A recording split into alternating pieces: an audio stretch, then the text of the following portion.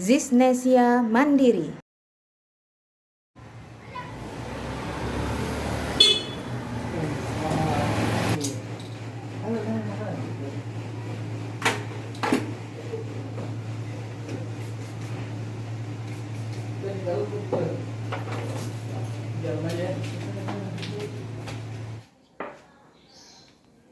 Assalamualaikum. Waalaikumsalam. Assalamualaikum. Waalaikumsalam. Ahlan. Waduh, sampai juga di rumah nih. Ayo, masuk. Assalamualaikum warahmatullahi wabarakatuh.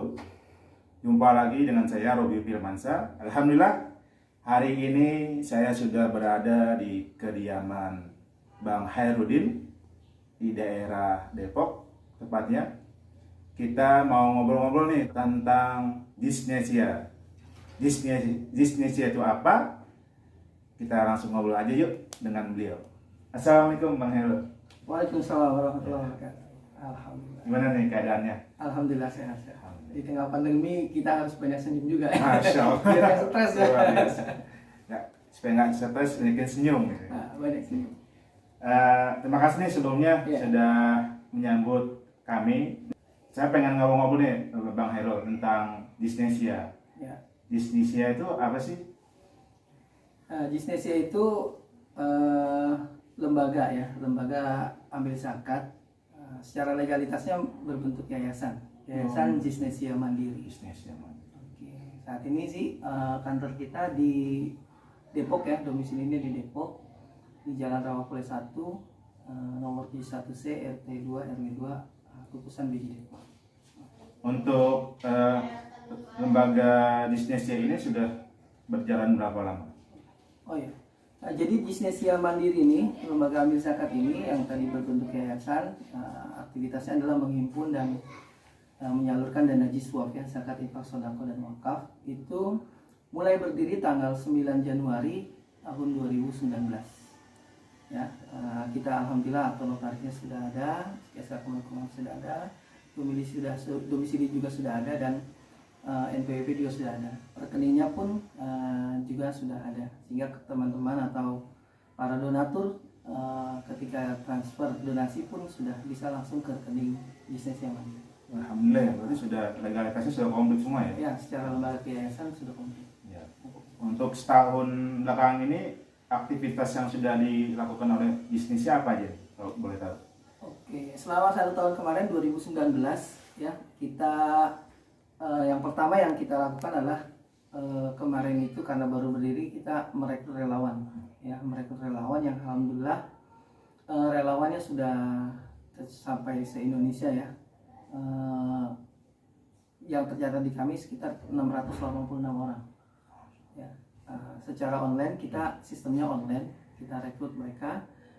Kemudian kita bikin pelatihan kurang lebih sudah 3 kali kita mengadakan pelatihan di 2019 untuk relawan profesional ya, untuk penghimpun dana jiswaf secara online. Terus kemudian aktivitas 2019 yang sudah kita lakukan juga sedekah nasi Jumat. Sedekah nasi. Itu setiap pekan kita lakukan ya, alhamdulillah. Beberapa daerah juga sudah kita, ini ada yang di Bogor, di Kerawang, Jakarta, Depok ya. Itu sudah kita lakukan di 2019 kemarin. Gitu. Terus kemudian kita juga lakukan kurban. Kurban itu tahun 2019 kemarin kita bekerja sama dengan lembaga kemanusiaan dari Turki, Hayat Yolu. Ya alhamdulillah kita mengirimkan hewan kurban ke sana ya, dalam arti menerima hewan kurban dan kemudian secara dana yang pemotongannya ada di Australia. Terus kemudian daging kurban yang dipotong di sana dari Australia dikirim ke Palestina.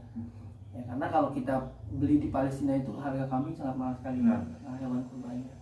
Itu aktivitas yang sudah kita lakukan. Kurang lebih seperti itulah. Jadi ada beberapa program yang kita laksanakan.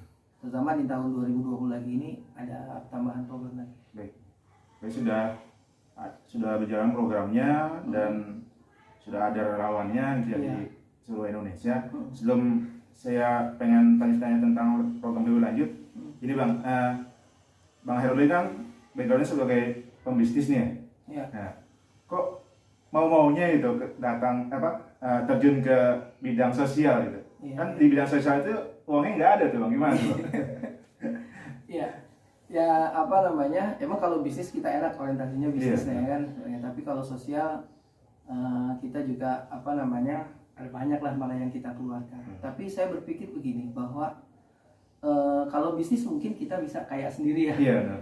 Ada ya ada karyawan memang. Tapi kalau misalnya sosial itu kan kita memang membangun kemandirian.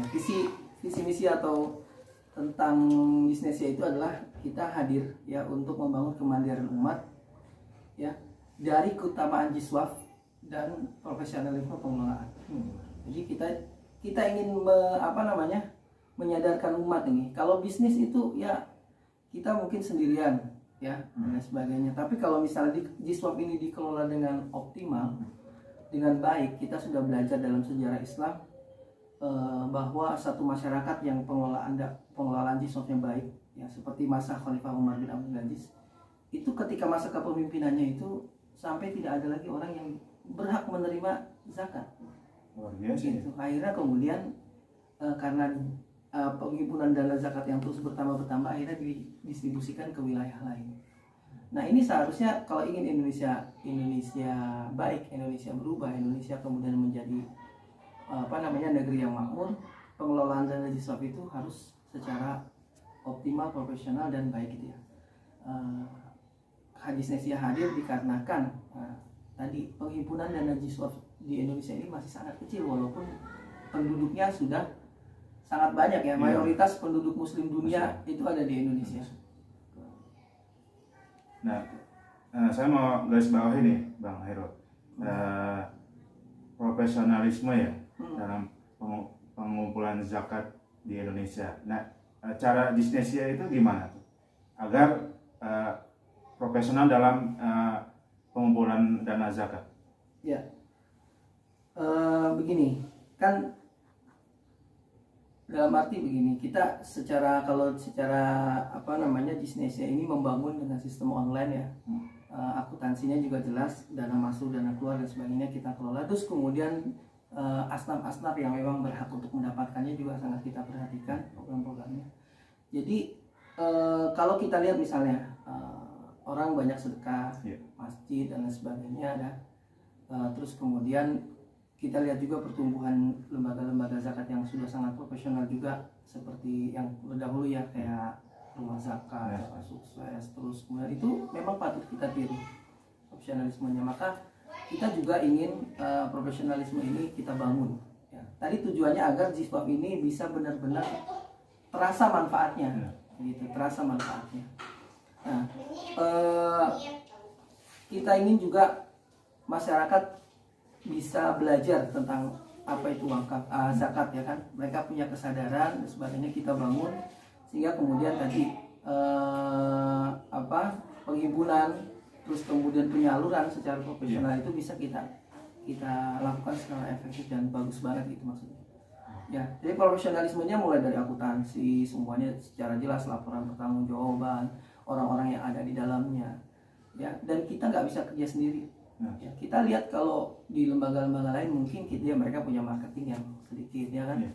Berapa besar sih kemampuan daya himpun kita untuk pribadi kita nih dalam kerja 24 jam kan agak sulit, agak ini ya. Sehebat apa kita, tapi kalau orangnya banyak ya kerjanya santai lewat genggaman handphone ya, itu akan jauh lebih mudah dan penghimpunan juga menjadi semakin besar. Pendistribusian tentunya melalui laporan pertanggungjawaban ya, gitu. Saya mau ini nih Bang, lebih dalam tentang program ya. Nah, untuk program-program yang ditawarkan untuk menggalang zakat di Jisnesia itu apa aja gitu yang sudah berjalan dan akan berjalan apa ya? Ya, tentang program ya. Kita awali dulu dari produk. Produk kita adalah zakat, infak, sedekah dan wakaf. Ditambah lagi ada kurban, ya kan? Karena kurban adalah momentum event yang terbaik untuk bisa setidaknya para duafa yang mungkin sulit mendapatkan makanan yang sehat, bergizi dan sebagainya, itu adalah konsep Islam yang semuanya merata, semua bisa menikmati. Ya, oke, kita punya zakat, infak, sedekah, wakaf dan kurban. Ya, kurban. Kemudian program-programnya apa? Program-program yang ada di Gisnesia itu adalah program pendidikan. Pendidikan ini dalam arti pendidikan dan dakwah, nanti kita akan membangun sarana dan prasarana sekolah ya, atau madrasah atau pesantren atau rumah Quran gitu. Menyadarkan, memberikan pemahaman, tujuannya supaya lahir generasi muda muslim yang memiliki pemahaman yang kuat, pengetahuan yang tinggi ya, smart itu, dan beriman dan bertakwa, sehingga kemudian bisa membangun peradaban umat yang lebih baik. Itu pendidikan. Kemudian kesehatan. Kesehatan juga kita akan lakukan ya. Terus ada program lagi kewirausahaan. Jadi zakat itu tidak habis dibagi ya, tidak habis dibagi begitu saja seperti kita bagi makanan ya, tapi bagaimana supaya kita bisa melahirkan dari mustahik menjadi muzaki gitu. Dari orang yang tidak mampu kemudian dia mampu berzakat. Ini kewirausahaan kita akan kita berikan kepada orang-orang siapa? Kepada mereka yang ingin berubah, kepada mereka yang ingin ada perubahan hidupnya gitu, dan punya semangat yang tinggi. Terus kemudian selain kewirausahaan kita juga ada program rumah layak untuk duafa ya. Mereka tentunya adalah kita akan pilih-pilih juga, dalam arti ada duafa memang dia tidak mampu tapi pengabdian pada masyarakat supaya dia bisa tidur nyenyak dan sebagainya. Itu kita akan berikan programnya, rencana program rumah layak untuk duafa. Dan yang terakhir adalah program ketahanan pangan keluarga. Tidak semuanya harus dibeli dengan uang ya. Kita ingin supaya mereka punya ketahanan pangan sendiri. Ya, kita ajarkan mereka bagaimana supaya bisa mungkin beternak, supaya untuk mendapatkan nilai protein, makanan, ikan dan sebagainya. Terus kebun-kebun yang bisa dikelola secara mini lah ya di rumah. Ketahanan pangan keluarga artinya tidak harus dibeli dengan uang tapi bisa tanam sendiri. Seperti itu. Terus kemudian kita juga ada program wakaf. Nah, wakaf ini nanti kita tahu bahwa pahala wakaf mengalir sampai hari kiamat. Itu kita ada wakaf Quran. Kemudian yang kedua ada wakaf pembangunan masjid. Kemudian sekolah lah dalam arti itu, pesantren, matahfiz. Kemudian yang ketiga wakaf produktif gitu. Kalau yang wakaf Quran kan kita berikan kemudian dihafal dan sebagainya hasilnya. Kalau wakaf masjid ya setelah bangun masjid masyarakat langsung merasakan manfaatnya. Sementara wakaf produktif itu dia bisa yang berwakaf itu bisa mendapatkan pahala yang terus berulang, bahkan kemudian bisa kita lihat wakaf produktif yang dimiliki oleh Utsman bin Affan yang sekarang masih ada. Itu program-program dari Gisnesia yang akan insya Allah akan kita lakukan di 2025. Oh iya, Bang, nanti rencana kita siang ini mau ke ini ya, mau lihat lokasi wakaf ya. Oh ya, alhamdulillah Gisnesia di tahun 2020 ini kita diminta untuk mengelola wakaf ya. Hari ini kita mau survei di 2 tempat, insya Allah kalau memang di waktunya cukup.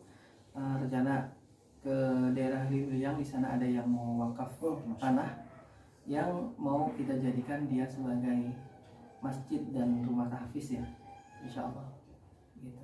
Kalau tahun lalu kita juga sudah ikut berpartisipasi untuk pembangunan rumah Quran di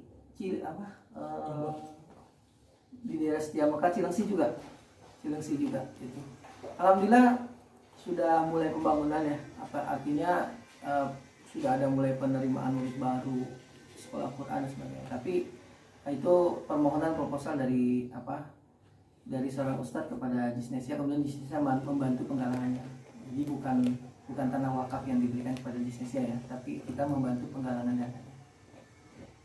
Lokasi nih Bang, kita izin. Iya, boleh. Seharian ya. Iya, boleh kita sama-sama lihat survei ya. Oke. Kita lihat nanti ya lokasinya di mana. Tetap stay tune di channel Dan.